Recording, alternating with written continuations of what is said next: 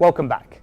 With celebrities, businesses, and even governments recently falling victim to hackers, data security has been a topic which has grown in interest in the world of technology.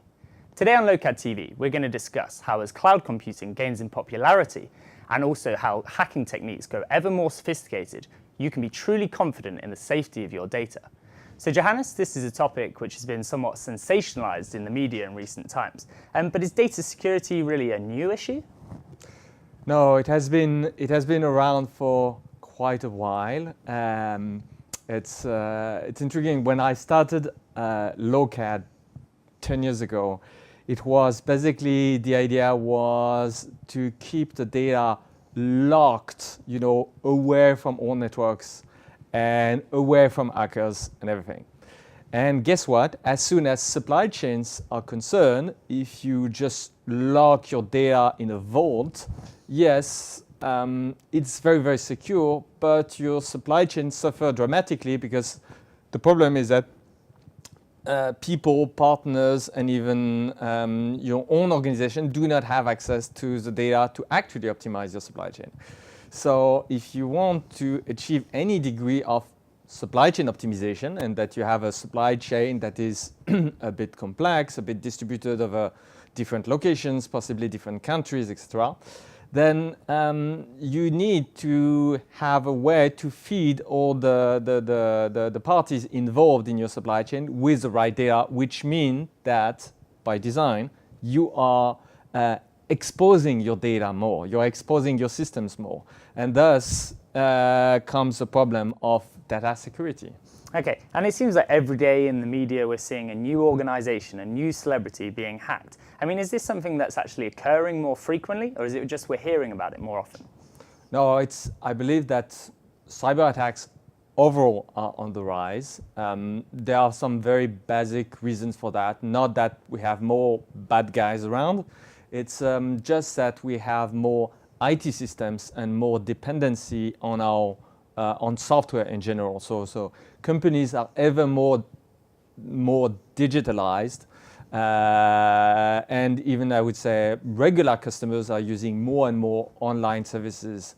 So as a consequence, all of that just increases the surface attack area for bad guys, and thus you end up with more leaks. Doesn't mean that security is getting worse or that there is more bad people overall. Okay, so if there's more of these attacks happening every day, let's kind of look at some of the techniques that we can actually use to protect ourselves. So what can we actually do here? So at Lokad, security is the second most important concern. I mean, the number one most important concern is the quality of the numbers that we deliver to deliver great supply chain optimization. But the second concern is ensuring the safety of the data of our clients. And one of the most, I would say, basic technique to do that is to restrict the surface attack area for hackers and problems in general. So how do you do that when you're designing a software solution? Well, first you try to restrict as much as possible the amount of things that can go wrong because of you. So for example, one of the reasons why we moved toward cloud computing was so that we can delegate the hardware and much of the handling of the operating systems as well, for example, to Microsoft.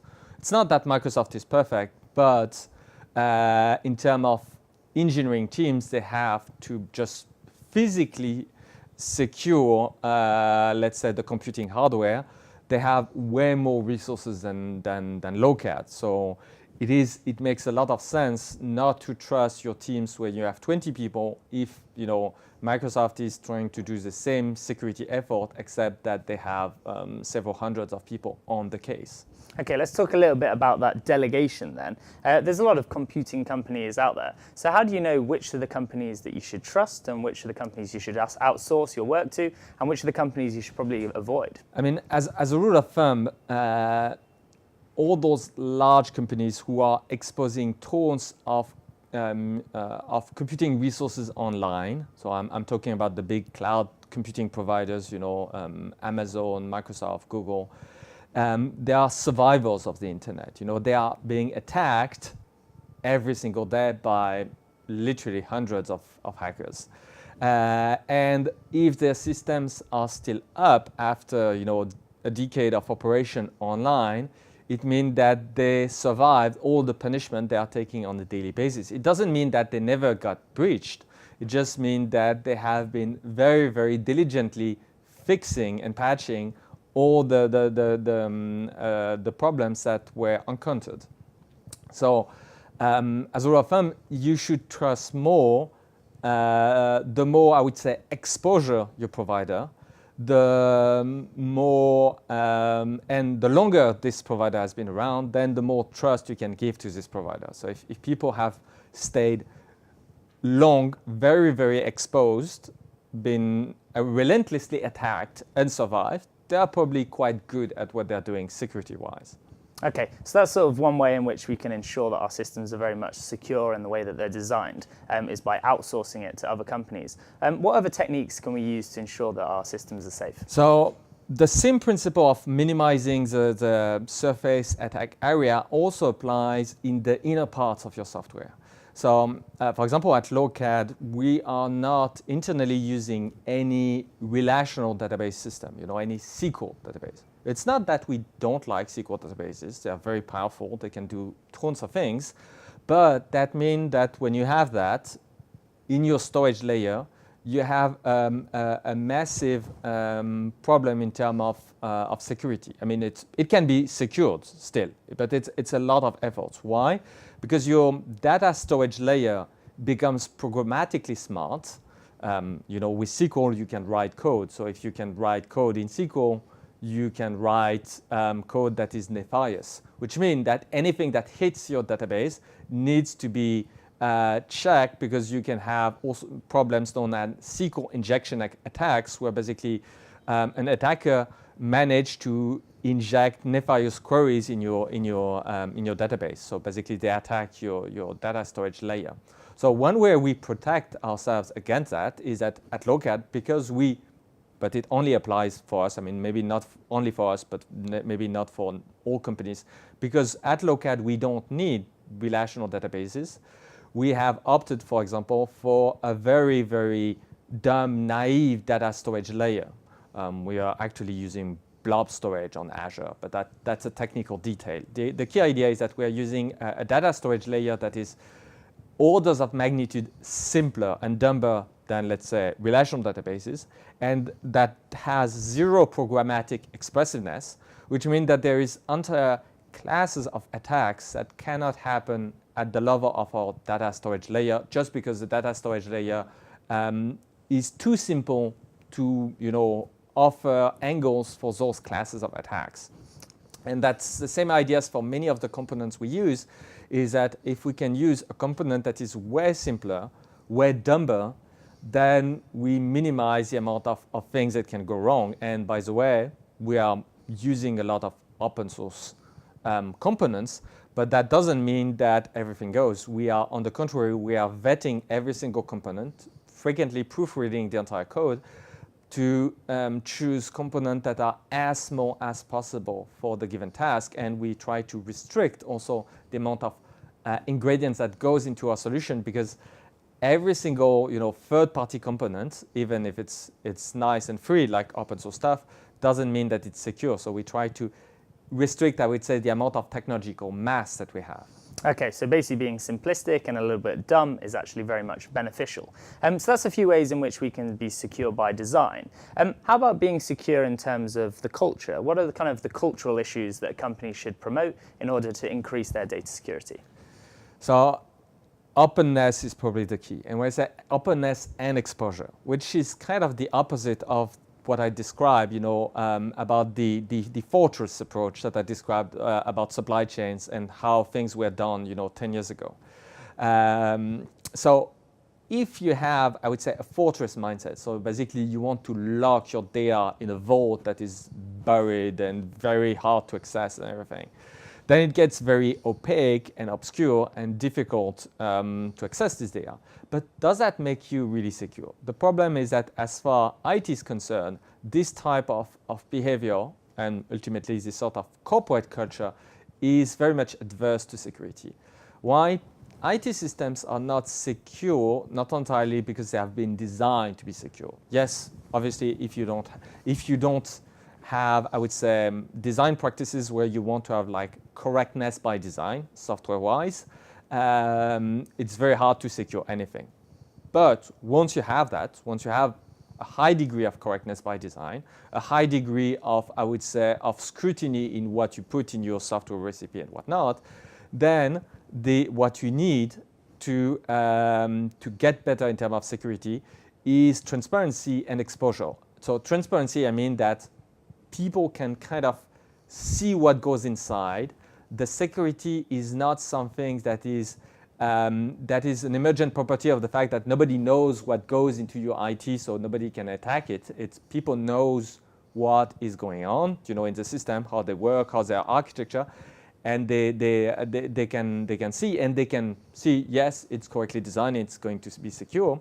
And when I say exposure, I mean exposure to hackers, and more importantly, to white hats. The white hats are the good guys. Okay, seems very sort of counterintuitive that exposing your systems and letting everyone see what's going on and actually having people hack your systems actually means you're going to be more secure. So what are these white hats actually doing? So those white hats are basically, they are like the good hackers guy.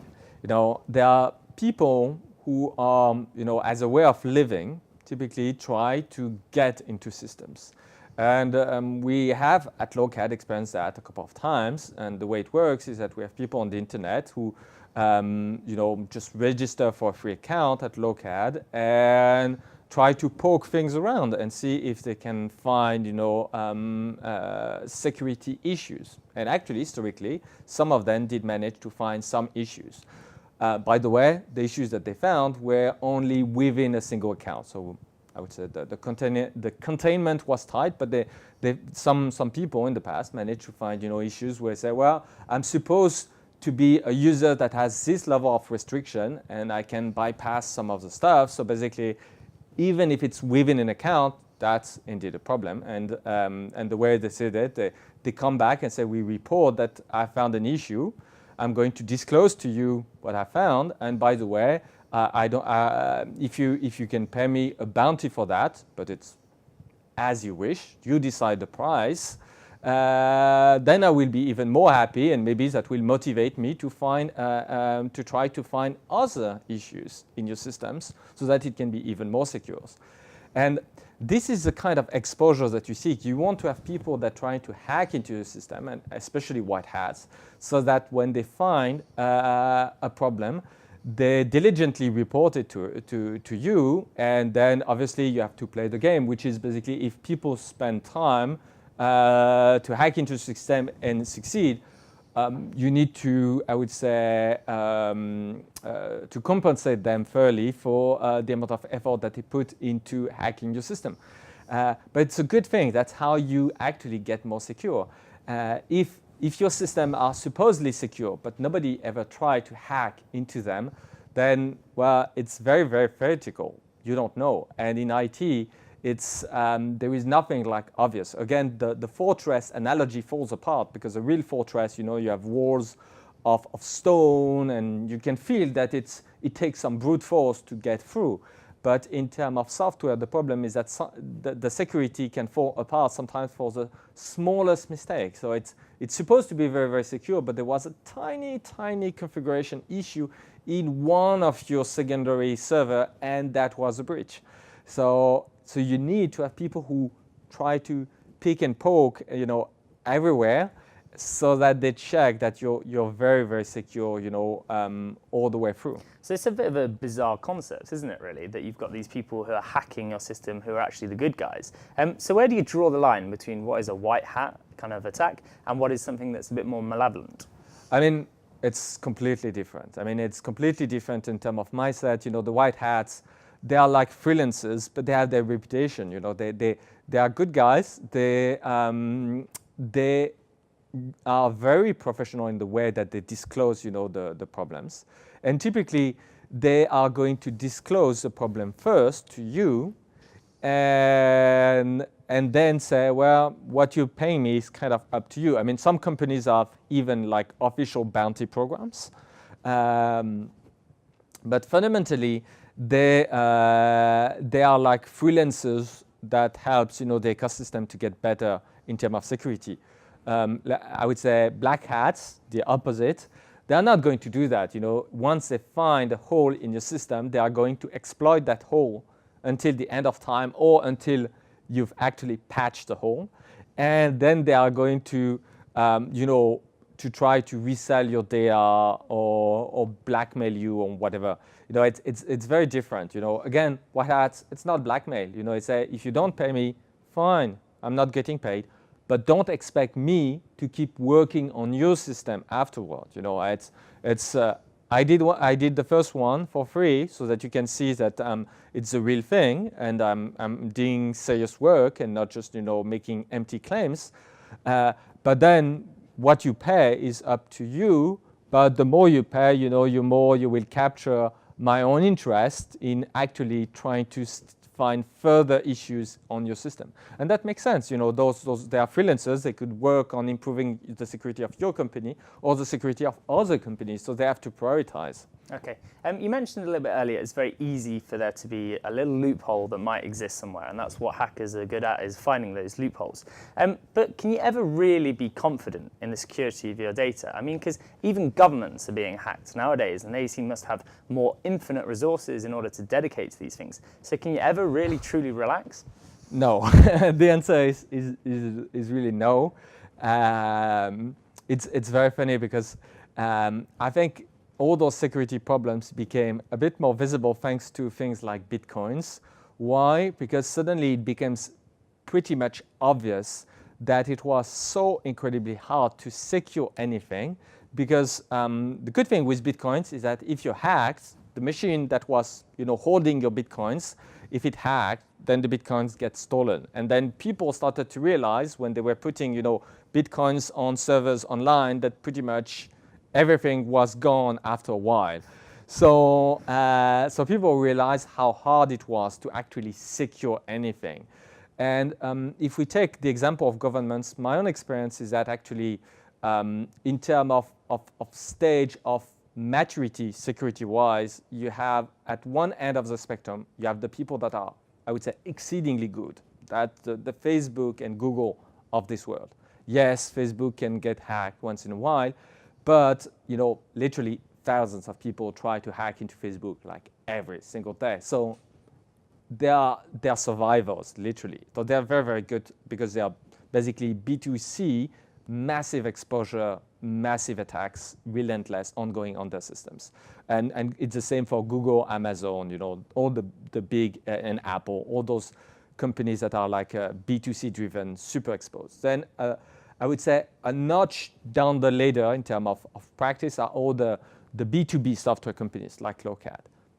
At Lokad, we try to be very exposed on the internet, in the sense that our systems are not secure because they are opaque. Everything is documented online. That you can even register freely to access an account online, etc. So basically, we give ourselves a high degree of exposure, just like let's say Facebook, on purpose. But let's face it, when you're B2B, you don't have millions of customers, so the amount of exposure that you have is lower, and the amount of hackers and that you get is lower, and thus as a consequence, your security tends to be weaker as well.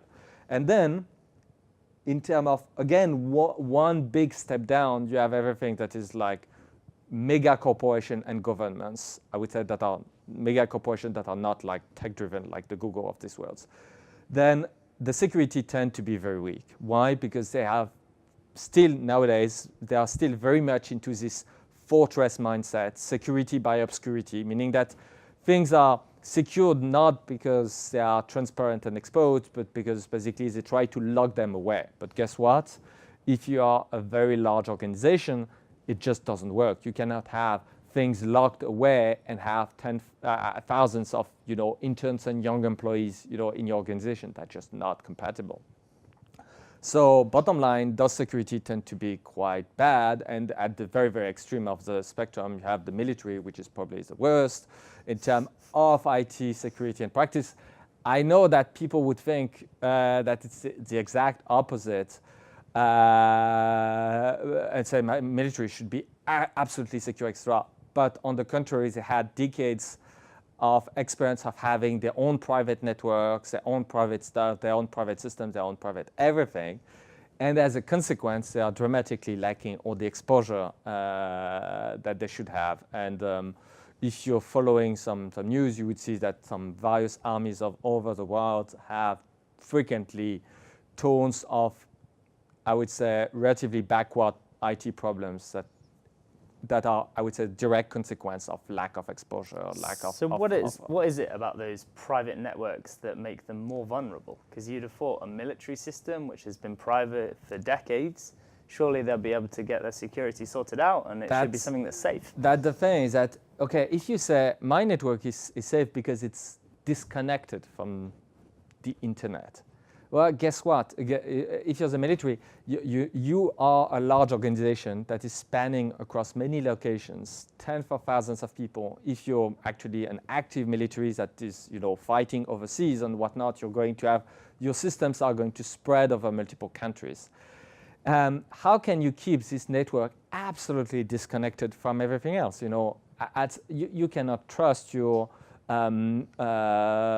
employees or the people that are members of our organization, not at scale, not when you have thousands of people.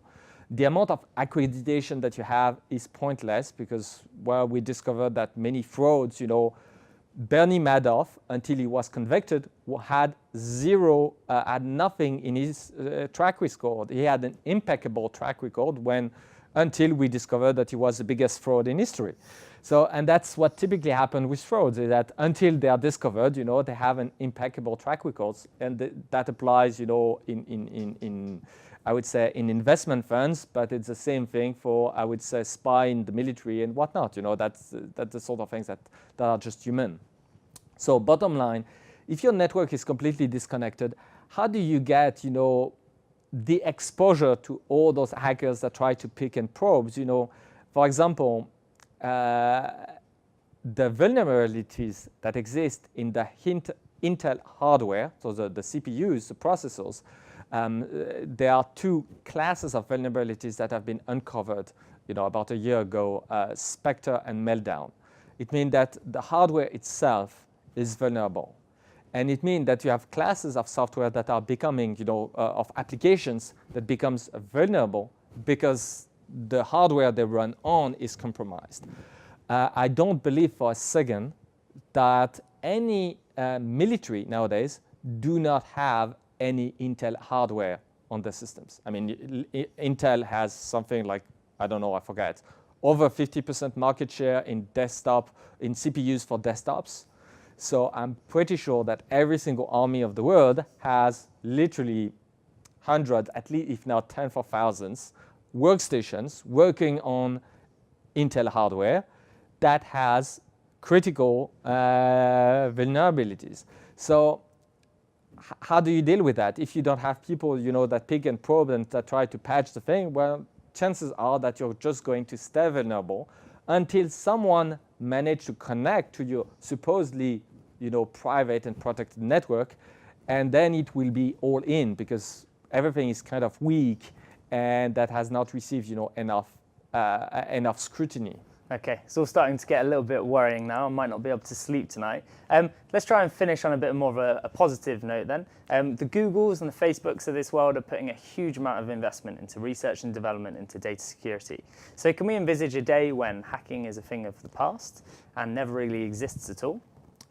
I believe so. There is nothing like physical.